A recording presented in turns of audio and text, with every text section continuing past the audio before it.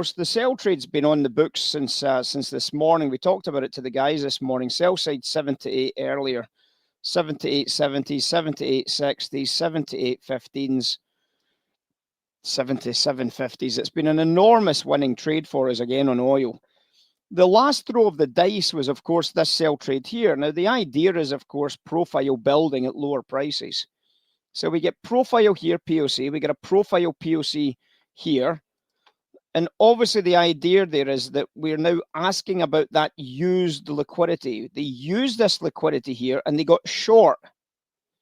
And then they built liquidity here. So we're trying to figure out what they're going to use that for. Now, we can't tell if it goes higher or lower, but that's not deciding for us. What happens is if it goes higher, there was still a lot of sell orders here. So what we're going to do is we're going to sell into that level there. We sold into it and we got a failed auction.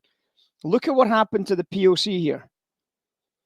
Do you see it starting to rise? So when the POC started to rise, well, we already knew straight away that there was a problem here. So when we go into profiles and we go with this fixed range profile, one of the things that we start recognizing is this shifting POC here. See how the POC becomes this big level here? So if I now take the POC off that point there and I leave it there, you'll see that the POC is now this balance area here, but it's actually there, but it doesn't make any difference because that's coming in from that higher price.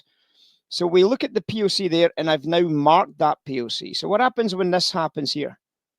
Is that a rejection or an acceptance? It's an acceptance, isn't it? So based on that acceptance, what am I now going to try and do? I'm going to try and sweep the low volume node to get long.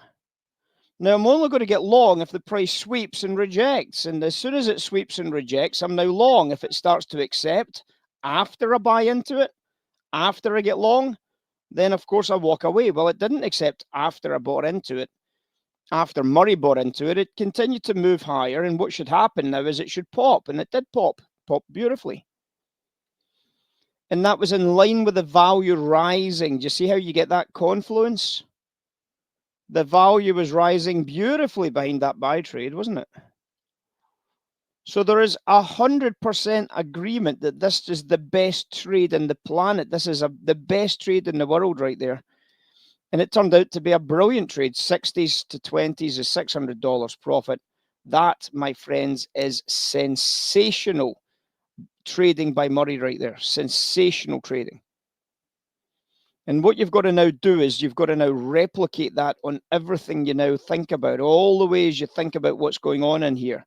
You've got to be able to replicate that little process. You can see we've got volume here for that volume node there. So you're obviously now watching that. You've got the big volume that's come in now from that balance there. You've now got the big volume that's developed from this balance.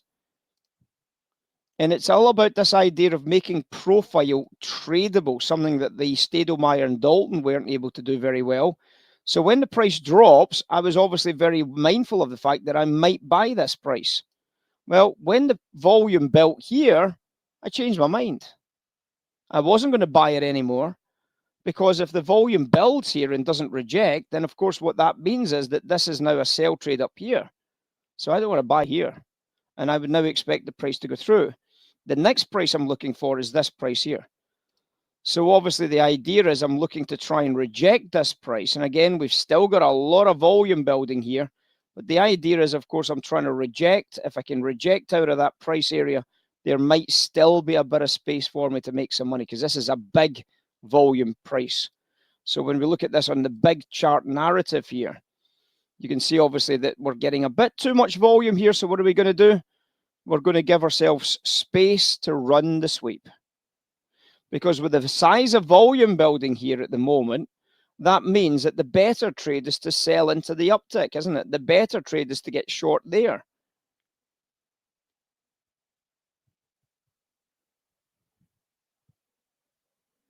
So if the better trade is to get short there, the idea is that we should now be able to press this through because this guy should pull away and we should end up with this guy here. So this guy would hopefully pull. Now, what happens if it doesn't pull? Nothing. Nothing happens. We've still got lower volume. So nothing happens. So what we do is we put another sweep trade in here, and we look for a rejection of 82s the next time. And we do that until something changes. If the price goes up to 87s, 88s, 89s, 90s and starts building, then we're going to start buying off the 70s. You see how the storyline's already predetermined by the narrative? And the only reason why this sell hasn't worked probably is because the value is still relatively bullish, actually. So with the value relatively bullish, I'm not mad keen on the sell at this stage. I'm more keen to try and get buy side business. And it's just a pity that they've obviously held the price here so aggressively. So if you're going to trade this as a prop trader, the best thing that can now happen is the scenario that I'm just about to paint. The best thing that could happen now is for this price to go up to here and to now develop some value narrative there, sweep it, and then go bid. With the value bullish at that stage, that would be the best scenario that you could see as a bullish trader. If you're not bullish, well, you're still in pretty good shape. If you are bullish, because this is sellers at lower prices, the simple idea is, well, let's let it go lower then. Let's wait until it goes lower and we'll figure it out from there. Yeah. So the only two places you could probably be a buyer just now is this buy here. And if it does this scenario, would be this buy here. That would be the two scenarios that could be long trades. Does that make sense?